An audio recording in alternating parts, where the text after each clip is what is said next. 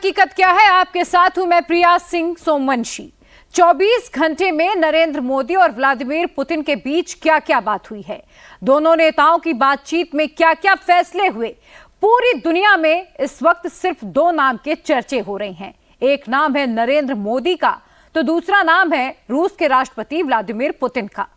कहा यह जा रहा है कि इस बातचीत से बहुत कुछ निकल सकता है, लेकिन सवाल है कि क्या क्या निकल सकता है। क्या रूस यूक्रेन के बीच वॉर रुक सकती है? मोदी ने पुतिन से दो टूक कह दिया कि युद्ध से रास्ता नहीं निकलेगा, बातचीत से ही समाधान निकलेगा। और यह काम भी इस वक्त वर्ल्ड में नरेंद्र मोदी ही कर सकते हैं। मोदी ही हैं जो पुतिन के मुंह पर शांति से हर समस्या का समाधान निकालने के लिए बोल पाएंगे। मॉस्को में मोदी का वेलकम पुतिन ने अपने घर पर किया। दोनों एक साथ 4 घंटे तक नाश्ते के टेबल पर बैठे। पुतिन ने मोदी को सैर कराया, मोदी के साथ पैदल वॉक की। आज मोदी अपने मित्र पुतिन के साथ एटम पवेलियन में साथ साथ गए। फिर मोदी क्रेमलिन पहुंचे, पुतिन ने उन्हें वहां पर रिसीव किया। दोनों के बीच बायलैटरल मीटिंग हुई है और इसके बाद मोदी को रूस का सर्वोच्च नागरिक सम्मान दिया गया। पुतिन ने मोदी को अपना परम मित्र क्यों कहा, जोशीला इंसान क्यों कहा है, मोदी ने पुतिन को अपना सबसे गहरा दोस्त क्यों बताया है? मॉस्को से आ रही सबसे बड़ी हेडलाइंस को डिकोड करते हैं इस रिपोर्ट में। पुतिन ने मोदी को परम दोस्त क्यों कहा, यह सुनकर भारत में बैठे मोदी विरोधियों ने कैसे रिएक्ट किया? पुतिन ने मोदी को एनर्जेटिक पर्सन यानी जोशीला इंसान कहकर संबोधित क्यों किया, यह सुनकर राहुल की पार्टी ने क्या नैरेटिव सेट किया? नरेंद्र मोदी ने अपने डीएनए का जिक्र क्यों किया, किस चुनौती से लड़ने का इशारा दिया? नरेंद्र मोदी ने किस अमर प्रेम की कहानी का हवाला दिया, किन दुश्मनों को सावधान रहने को कहा? मोदी ने पुतिन को गले लगाया, दुनिया को क्या मैसेज पहुंचाया? पुतिन ने अपने घर पर मोदी के लिए नाश्ते का टेबल लगवाया, कैमरे में क्या ऑडियो वीडियो रिकॉर्ड हुआ? पुतिन ने मोदी को अपने तेज रफ्तार घोड़ों से मिलवाया,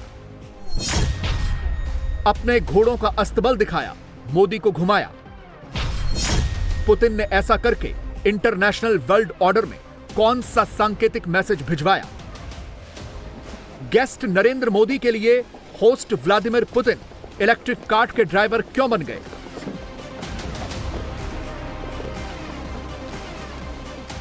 रूस के राष्ट्रपति भारत के प्रधानमंत्री नरेंद्र मोदी के साथ पैदल वॉक पर क्यों निकल गए? हम मोदी और पुतिन की एक एक तस्वीर को इंटरनेशनल डिप्लोमेसी के चश्मे से भी डिकोड करेंगे और मोदी पुतिन की पर्सनल केमिस्ट्री वाले एंगल से भी समझने की कोशिश करेंगे। 9 जुलाई को दुनिया की दशा और दिशा बदलने वाली 2 बैठकें हुई। पहली बैठक रूस की राजधानी मॉस्को में हुई। इंडिया रशिया एनुअल समिट में मोदी पुतिन दोनों आमने सामने मौजूद रहे। दूसरी बैठक मॉस्को से करीब 5000 किलोमीटर दूर अमेरिका के वॉशिंगटन में हुई। यह बैठक नाटो देशों की थी। मगर 9 जुलाई को पूरी दुनिया में सबसे ज्यादा चर्चा मोदी पुतिन को लेकर ही हुई। मोदी पुतिन के हक पर ही सबकी नजरें टिक गई। रूस में सोशल मीडिया पर टॉप ट्रेंडिंग नाम नरेंद्र मोदी का ही रहा। वर्ल्ड वाइड गूगल ट्रेंड्स का ग्राफ देख लीजिए। इंटरनेट पर सबसे ज्यादा सर्च इंटरेस्ट मोदी की रूस यात्रा पर ही जनरेट हुआ। America, Australia, Austria, Malaysia, UAE, Pakistan, आप किसी भी देश का नाम ले लीजिए, पिछले 24 घंटों में इंटरनेट पर सबसे ज्यादा सर्च मोदी और पुतिन को लेकर ही किया गया। और इसमें भी दुनिया का सबसे ज्यादा फोकस मोदी पर ही रहा। मोदी ने पुतिन से क्या बात की, कैसे गले लगाया, कैसे पुतिन की पीठ थपथपाई, हर तरफ इसी की चर्चा हुई। और मोदी ने पुतिन के सामने खुद यह बात कही। वैसे तो हमारा ये जो द्विपक्षीय वार्ता का कार्यक्रम 25 साल से चल रहा है, 22 बार हम मिल चुके हैं, लेकिन शायद ये मीटिंग ऐसी है कि पूरे विश्व का ध्यान मेरी इस यात्रा पर केंद्रित हुआ है और पूरी विश्व इस यात्रा के भांति भांति के मीनिंग निकाल रहा है। और अगर इसे पश्चिमी देशों के चश्मे से समझना हो तो न्यूयॉर्क टाइम्स की यह हेडलाइन पढ़िए। अब अमेरिका जैसा देश भी मान चुका है कि भारत अपना रास्ता तय कर चुका है और वो किसी के दबाव में आकर पीछे नहीं हटने वाला। और उसकी एक बहुत बड़ी वजह नरेंद्र मोदी है और मोदी की पावरफुल विदेश नीति है। आज की तारीख में नरेंद्र मोदी ही इकलौते ऐसे वर्ल्ड लीडर हैं जो पुतिन से भी गले मिल सकते हैं। बाइडेन, मैक्रों और दुनिया के दूसरे राष्ट्राध्यक्षों से भी गले मिल सकते हैं, लेकिन दुनिया का कोई दूसरा राष्ट्राध्यक्ष इस तरह रूस में जाकर व्लादिमीर पुतिन को गले नहीं लगा सकता। मोदी ऐसे इकलौते वर्ल्ड लीडर हैं जिनके स्वागत के लिए पुतिन खुद अपने घर के बाहर खड़े दिखते हैं। मोदी को देखते ही अपनी बाहें फैला देते हैं, मोदी को गले लगा लेते हैं, नाश्ते की टेबल पर दोस्तों की तरह बैठकर बातें करते हैं।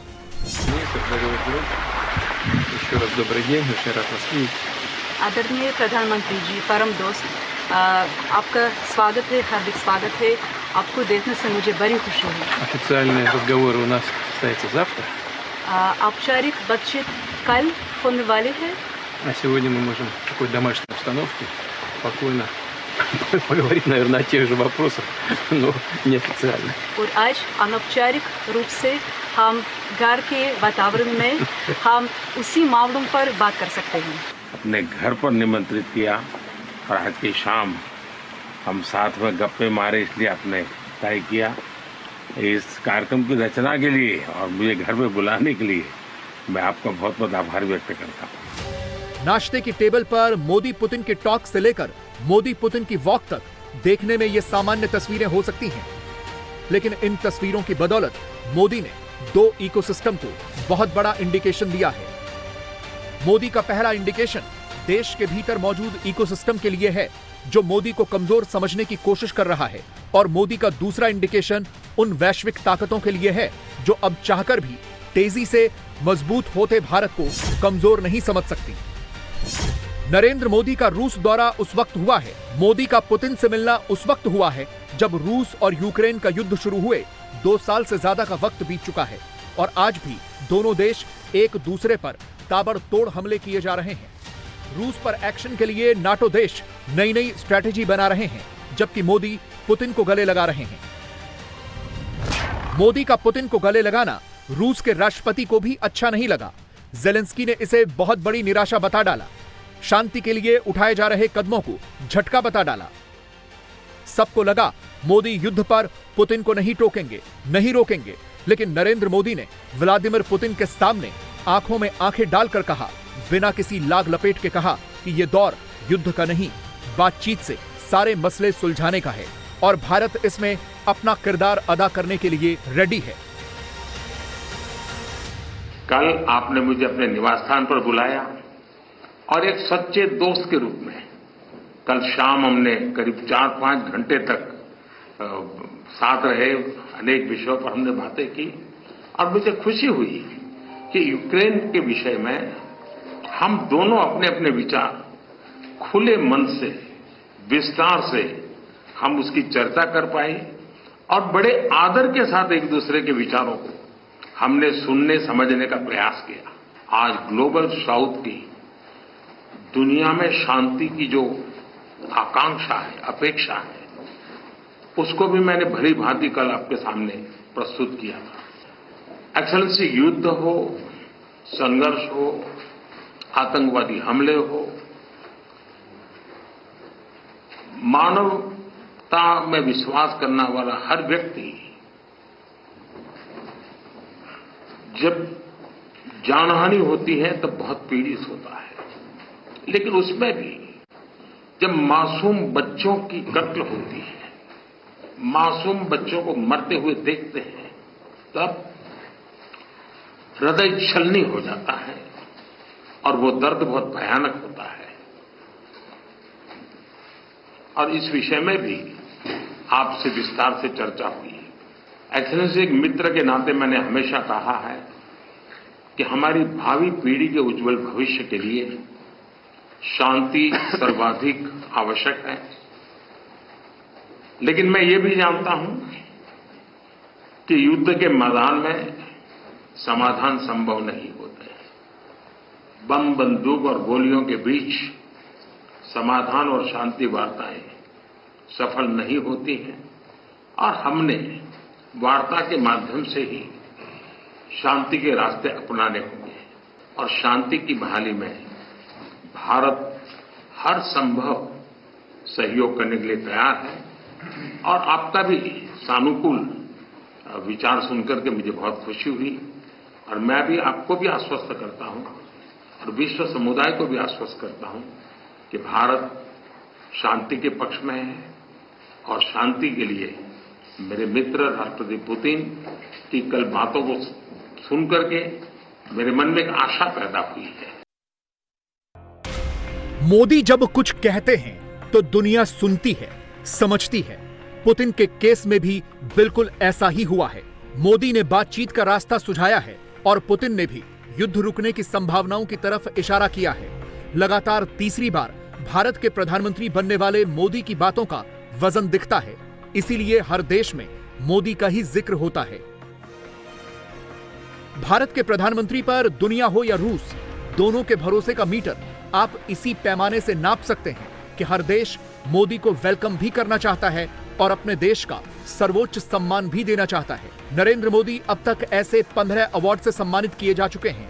इसमें रूस का highest civilian honour order of Saint Andrew भी है, जिससे साल 2019 में मोदी को नवाजा गया था और 9 जुलाई को मोदी ने पुतिन की मौजूदगी में रूस का सबसे बड़ा नागरिक सम्मान एक्सेप्ट किया। यह सम्मान सिर्फ हिंदुस्तान के प्रधानमंत्री को नहीं मिला, यह सम्मान उस भारत को मिला है जो पिछले 10 साल में वैश्विक स्तर पर ग्लोबल साउथ की आवाज बनकर उभरा है और अब वर्ल्ड ऑर्डर में अपनी भूमिका अदा कर रहा है। और भारत की इस बढ़ती ताकत का अंदाजा आप चीन के सरकारी अखबार ग्लोबल टाइम्स की सुर्खियों से लगा सकते हैं, क्योंकि अब तो भारत का दुश्मन देश चीन भी मानने लगा है कि भारत वर्ल्ड ऑर्डर में बड़ा प्लेयर बन चुका है। 2015 में जब मैं यहां आया था तब मैंने कहा था कि 21वीं सदी भारत की होगी।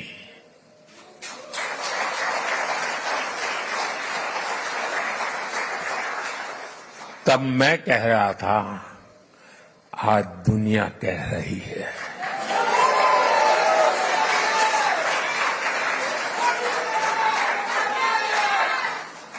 दुनिया के सभी एक्सपर्ट्स, उनके बीच में इस विषय में अब कोई विवाद नहीं रहा है। सब कहते हैं 21वीं सदी भारत की सदी है।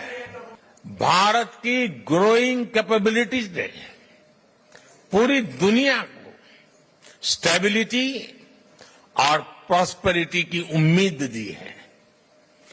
New emerging multipolar world order में भारत को एक मजबूत पिलर के रूप में देखा जा रहा है। जब भारत पीस, डायलॉग और डिप्लोमेसी की बात कहता है तो पूरी दुनिया सुनती है। जब भी दुनिया पर संकट आता है तो भारत सबसे पहले पहुंचने वाला देश बनता है और भारत दुनिया की उम्मीदों को पूरा करने के लिए कोई कसर नहीं छोड़ेगा। लंबे समय तक दुनिया ने एक इन्फ्लुएंस ओरिएंटेड ग्लोबल ऑर्डर देखा है। आज की दुनिया को इन्फ्लुएंस की नहीं, कॉन्फ्लुएंस की जरूरत है। ये संदेश समागमों और संगमों को पूजने वाले भारत से बेहतर भला कौन समझ सकता है, कौन दे सकता है। इंटरनेशनल लेवल पर भारत की इमेज के मेकओवर की सबसे बड़ी वजह भी मोदी और मोदी की सरकार की दमदार विदेश नीति है। अलग अलग सर्वे में भी ये बात पता चली है। द ORF फॉरेन पॉलिसी सर्वे 2023 के मुताबिक 83% हिंदुस्तानी युवा भारत की विदेश नीति को अच्छा मानते हैं। 77% युवा रूस के साथ भारत के रिश्तों को काफी संतोषजनक मानते हैं। 77% लोगों का यह भी मानना है कि रूस अगले 10 सालों में भारत का सबसे बड़ा पार्टनर होगा। इसी सर्वे में 51% युवाओं की राय है कि पश्चिमी देशों और रूस के बीच जारी टेंशन के बीच भारत को न्यूट्रल रहने की जरूरत है। 21% युवा चाहते हैं कि भारत रूस का साथ दे, जबकि सिर्फ 17% की राय है कि भारत पश्चिमी देशों के साथ आगे बढ़े। ओवरऑल अगर हिंदुस्तान के लोगों का सेंटिमेंट देखें तो वो अपने सबसे पुराने साथी रूस पर ट्रस्ट करते हैं, वेस्ट पर उनका डिस्ट्रस्ट है। और ये बात मोदी भी जानते हैं कि भारत का टाइम टेस्टेड फ्रेंड अगर कोई है तो वो रूसी है, अमेरिका या ब्रिटेन जैसे देश नहीं। साथियों, मैं दशकों से भारत और रूस के बीच जो अनोखा रिश्ता है उसका कायल रहा हूं। रूस शब्द सुनते ही हर भारतीय के मन में पहला शब्द आता है भारत के सुख दुख का साथी।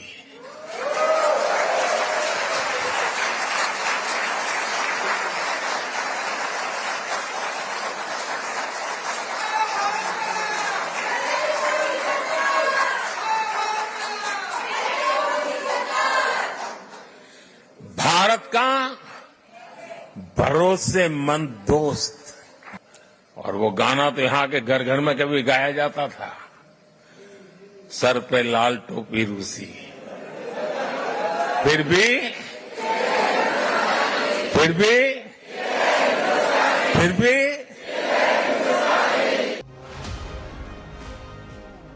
पॉपुलैरिटी की बात हो, इन्फ्लुएंस की बात हो या कोई और पैरामीटर हो, मोदी लगातार कई महीनों से टॉप पोजीशन पर बने हुए हैं।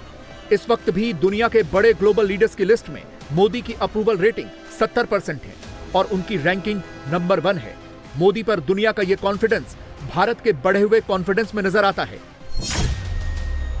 प्यू रिसर्च के एक सर्वे के मुताबिक 70% भारतीयों को लगता है कि ग्लोबल स्टेज पर भारत काफी ज्यादा इन्फ्लुएंशियल हुआ है।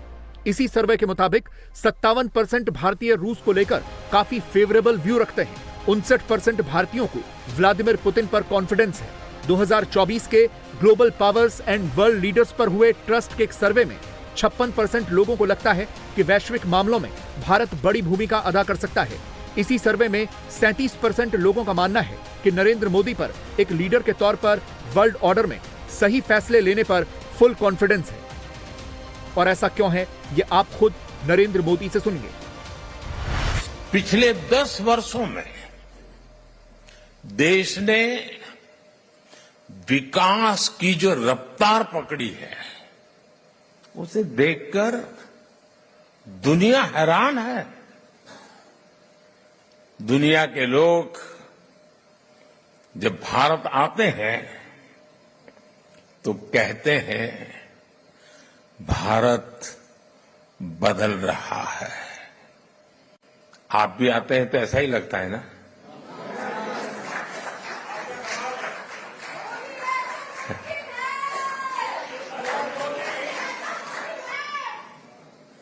वो ऐसा क्या देख रहे हैं? वो देख रहे हैं कि भारत का कायाकल्प, भारत का नवनिर्माण वो साफ साफ देख पा रहे हैं। विजय उन्हीं के चरण चूमती है जो हार मानने को तैयार नहीं होते। हर चैलेंज को चैलेंज करने में भारत सबसे आगे रहेगा। और मेरे तो डीएनए में है चुनौती को चुनौती देना।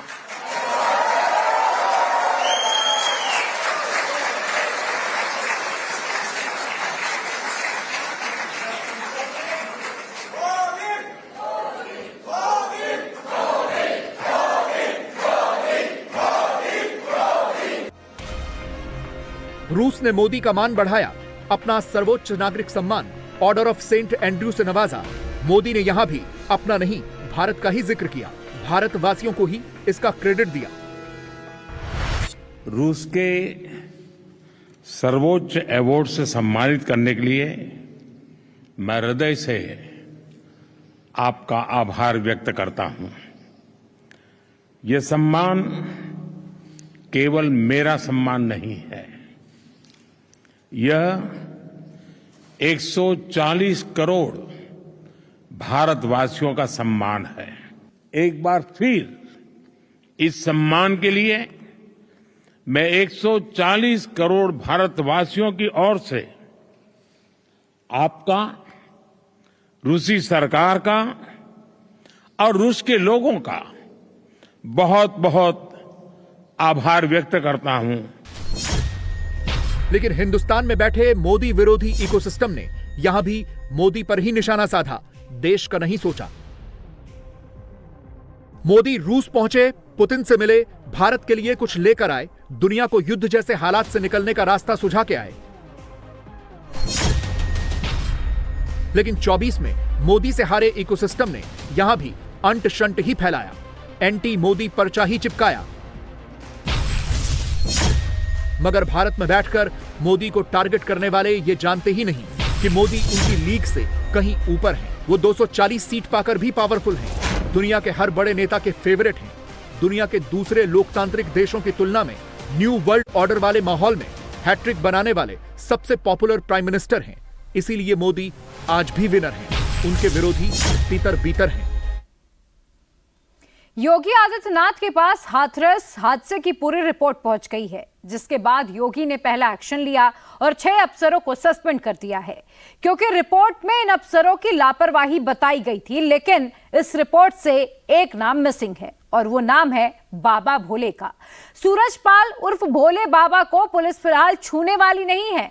बाबा ने ऐसा क्या जादू कर दिया है कि गवाह नहीं मिल रहे, सबूत नहीं मिल रहे। और उधर पिछले मंगलवार को 121 लोगों की मौत के बावजूद बाबा के भक्त इस मंगलवार को भी उसके आश्रम के बाहर आ गए।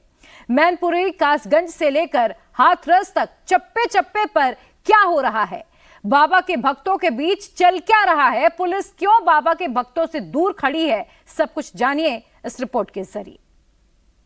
नारायण साकार हर की संपूर्ण ब्रह्मांड में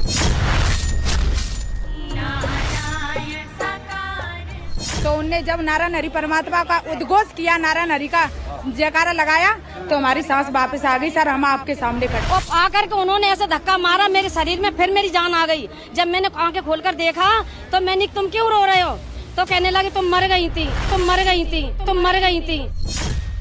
क्या सूरजपाल उर्फ नारायण साकार हरि ये दावा करता था कि वो मरे हुए लोगों को जिंदा कर देता है? क्या बाबा सूरजपाल एक्सीडेंट में मर चुके लोगों को जिंदा करने का दावा करता था? क्या बाबा सूरजपाल दावा करता था कि उसके हैंडपंप के पानी से सांप का जहर भी खत्म हो जाता है? क्या बाबा सूरजपाल उर्फ नारायण साकार हरि खुद को भगवान विष्णु का रूप बताता था? परमात्मा मानते हैं विष्णु भगवान, विष्णु भगवान का रूप देखा मैंने, तो दर्शन चक्र देखा उनकी। मेरे तरफ ने काटा था, सब लोग करे भैया मैंने इसका चीरा लगवा दिया, इससे तुम्हारा कुछ और मेरा कुछ नहीं हुआ, मैं तो यहाँ का रिजल्ट से धो गई। बाबा सूरजपाल के फैलाए अंधविश्वास के ये तो सिर्फ कुछ उदाहरण हैं। वेस्टर्न और सेंट्रल यूपी के इलाकों में बाबा के अंधविश्वास के ऐसे शिकार गांव-गांव में मिल जाएंगे। हाथरस के हादसे को आज पूरा 1 हफ्ता हो गया। 2 जुलाई यानी कि पिछले मंगलवार को हाथरस में बाबा के सत्संग में भगदड़ मची थी। बाबा सूरजपाल हर महीने के पहले मंगल को ऐसा ही बड़ा सत्संग करवाता था और हर मंगलवार को उसके आश्रमों में भक्तों की भीड़ लगती थी।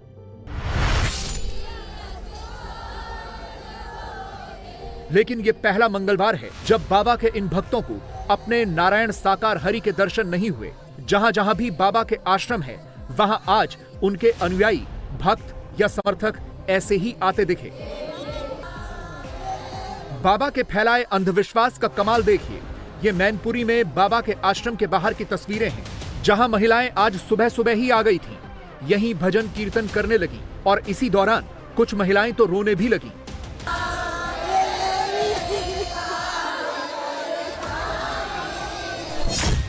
हाथरस में 121 लोगों की मौत के बाद भी बाबा के भक्त ये मानने को तैयार नहीं हैं कि इसमें बाबा की कोई गलती है।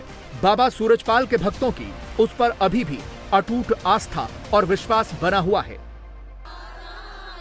ऐसे बाबाओं की दुकान अंधविश्वास के दम पर ही आगे बढ़ती है और अंधविश्वास बढ़ता है चमत्कार की फर्जी कहानियों से।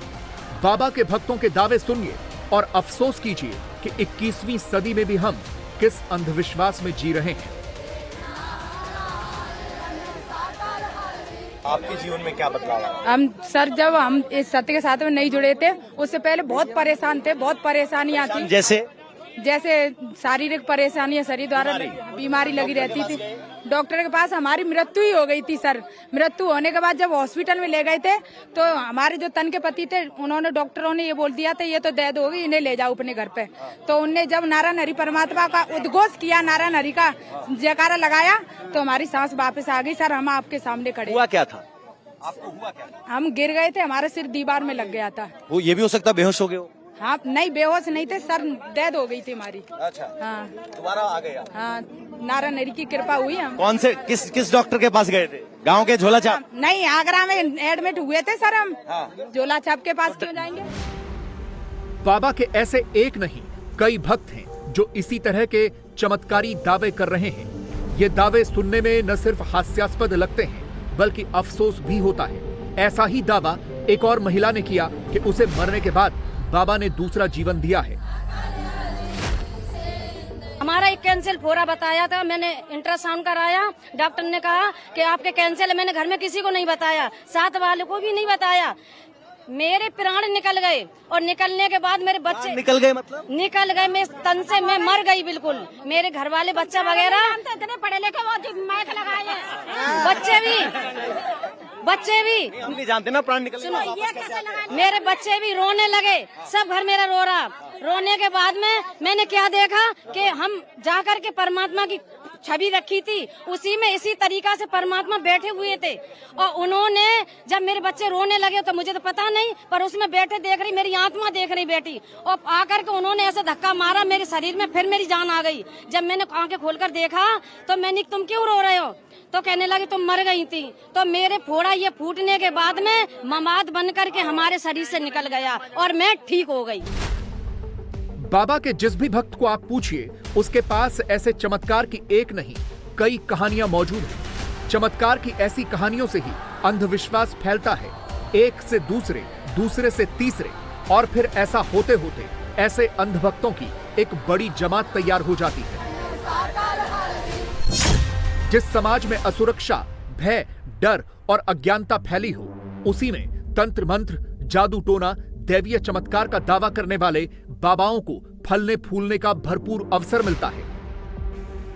ऐसे बाबाओं में अंधश्रद्धा रखने वाले लोग सबसे पहले वैज्ञानिकता का ही एनकाउंटर करते हैं।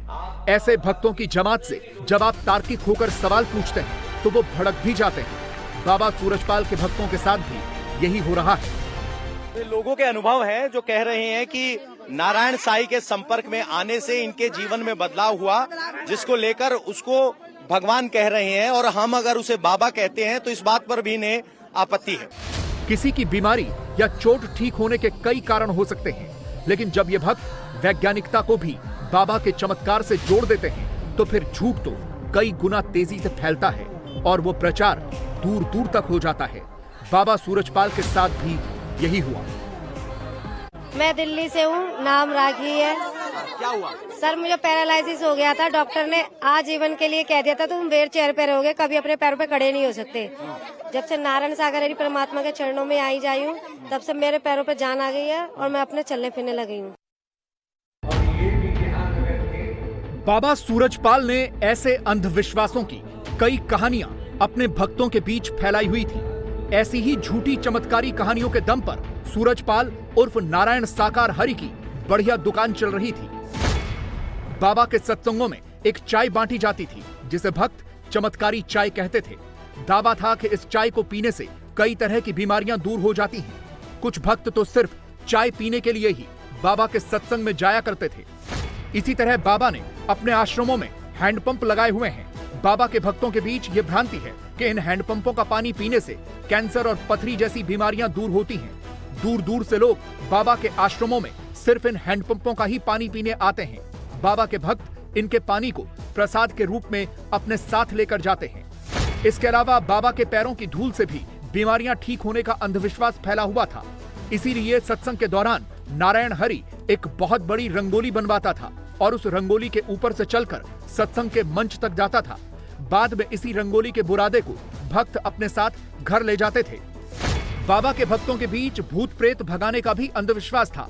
बाबा के भक्त दावा करते हैं कि कि बाबा भूतों से बात करते हैं और फिर बाबा भूतों को भरी सभा में बुलाकर धूल चटाने का भी काम करते हैं। ऐसी ही चमत्कारों की कहानी सुनकर परेशान लोग आते थे और फिर ऐसे ही जुड़ते चले जाते थे। नारायण साकार हरि जब खुद को हरि का यानी विष्णु का रूप कहता था तो उसके भक्त भी उसे भगवान मानने लगे। मंगलवार को उसके कासगंज के आश्रम में भी दर्शनों के लिए भक्त आते रहे।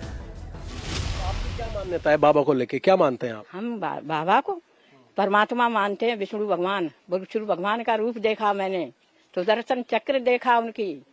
कब देखा आपने, क्या देखा, पूरा बताइए। शुरुआत में ही पहले झोपड़ी पड़ी थी यहाँ पर, तब कुछ नहीं था। पहले जब शुरुआत में प्रभु आए तो मेरी इच्छा हुई मैं भी दर्शन को विष्णु भगवान के रूप में दर्शन दिए। उंगली पर सुदर्शन चक्र है, गरुड़ की सवारी है। अब मेरी इच्छा हुई, अब प्रभु को मैं तो परमात्मा इन्हीं को मानती हूँ। अंधविश्वास और चमत्कार के इस धर्मजाल में फंसने वाली ऐसी ही एक टीचर भी हमें मिली। हैरानी तो इस बात की है कि टीचर होने के बाद भी वो ऐसी अंधश्रद्धा दिखा रही है।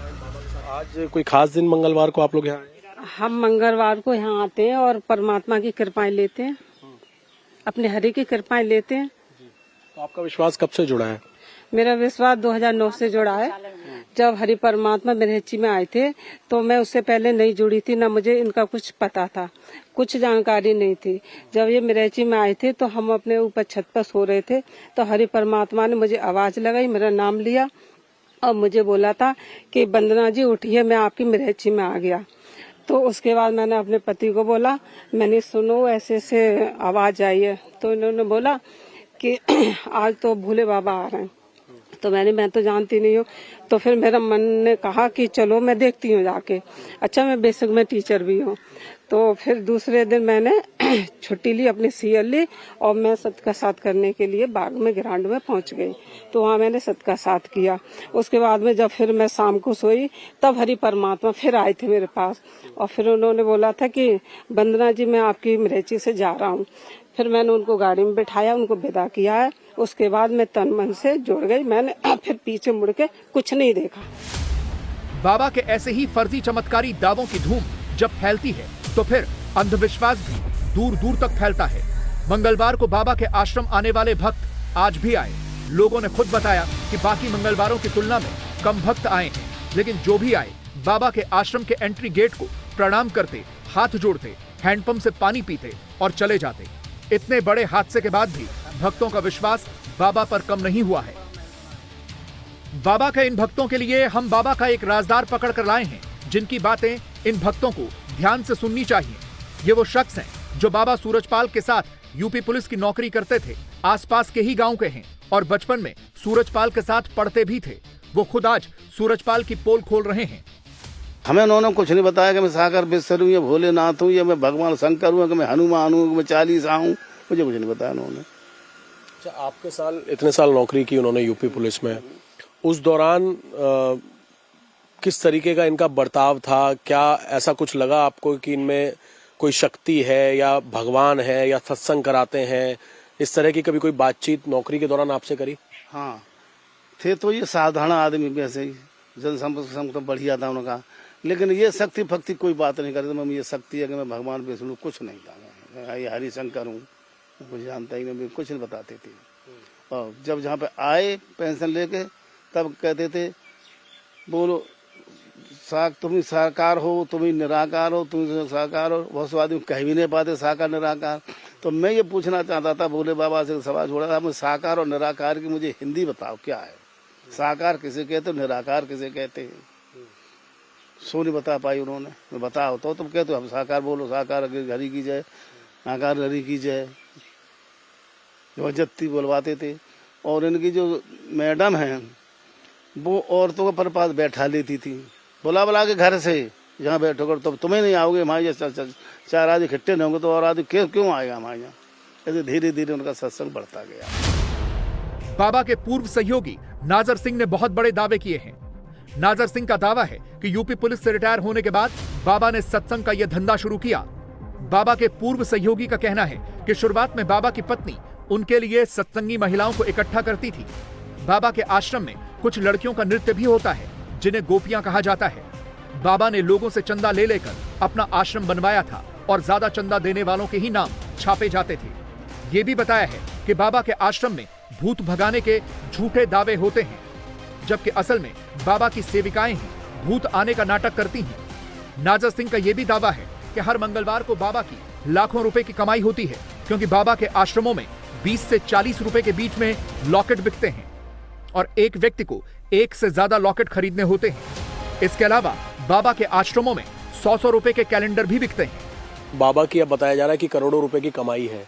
कमाई का क्या जरिया था, कैसे लोगों से पैसे कमाते थे? 1 करोड़ कमाई बताऊंगा। पहले वहाँ एक डायलॉग बिकता था, क्या कहते हैं उसे, गरीब क्या कहते हैं, लॉकेट। वहाँ वही गाड़ी बेचती थी, वो लान लगा के बिकती थी। जब मैं देखी लान, एक तरफ आदमी की लान है, एक तरफ औरतों की लान है। एक लॉकेट नहीं बिकेगा वहाँ, 2-3 घट्टे 4-5 खरीदो तो एक लॉकेट की कीमत है 20 रुपए या 40 रुपए, कैलेंडर की कीमत है 100 रुपए। इस तरह बिकते तो 1 करोड़ की इनकम तो इसमें थी। बाहर का कोई आदमी बेच नहीं पाता था। ये बात मेरी है। उसी से कमाई होती थी ज्यादा। यहाँ की कमाई उतनी यहाँ की है।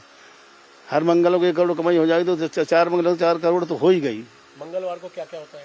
जब मंगलवार को हम तो अंदर, जब बाबा आई नहीं रहा 7 तारीख 2007 से नहीं आ रहा है, तो वैसे आदि तो 2 फोटो लगे थे, उन्हें आदमी दर्शन करता था। फोटो पर जो करता था, मैं बोलते चक्कर काटती थी, भूत आ गया, भूत कुछ नहीं, भूत था।